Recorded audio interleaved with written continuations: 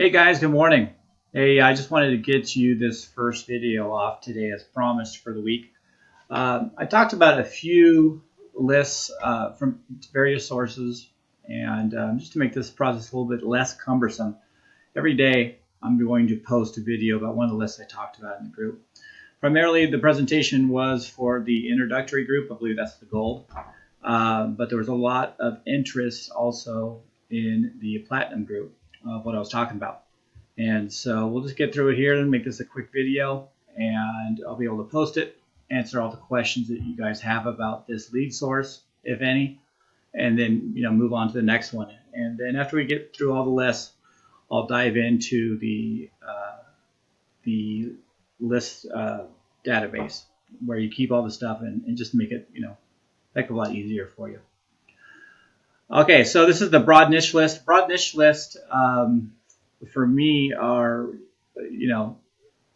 high numbers, 10 to 15 to 20,000 in most metropolitan areas, and it really helps you get your jump start. The niche lists are great; they're really high ROI, but it takes it's still safety in numbers and still a numbers game. So this is one of my favorite lists, and it's the no record, no sale date. And what that means is that primarily the record is so old before they started keeping track of this, and or there was possibly an interfamily transfer as well.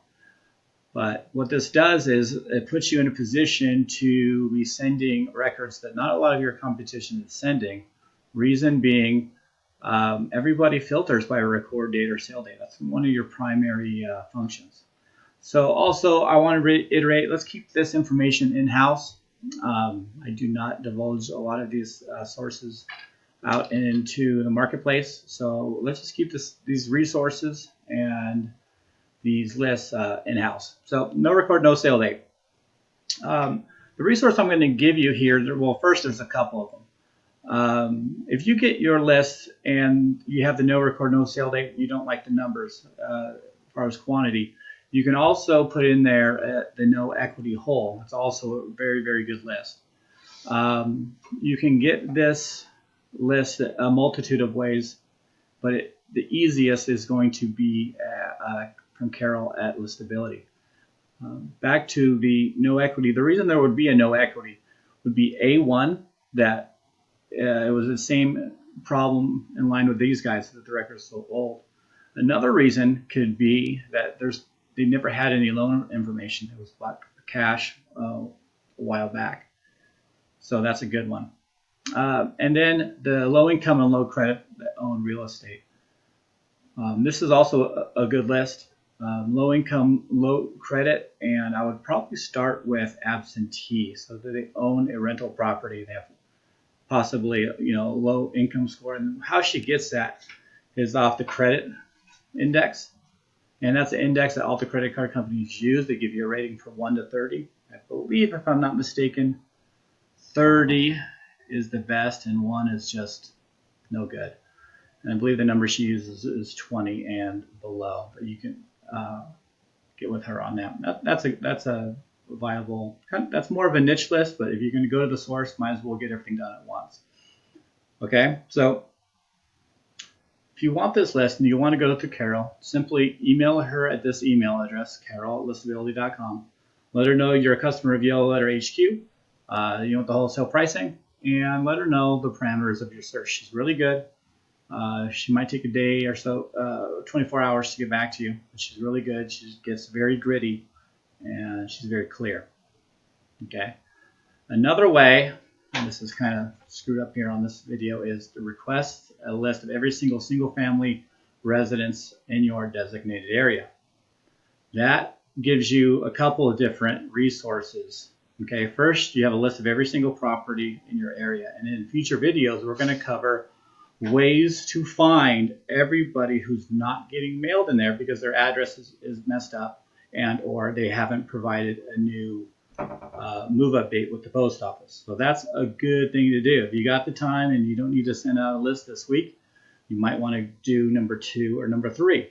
If you had that whole list and you had it on an Excel spreadsheet, you could filter A to Z from the recording date, and you can grab all of those on your own. You could also do that from the title company. You could say, hey, first, please give me pull all the records and give me all the records without a record or a sale date on it. Might tell you to kick rocks. They might work with you. It just depends.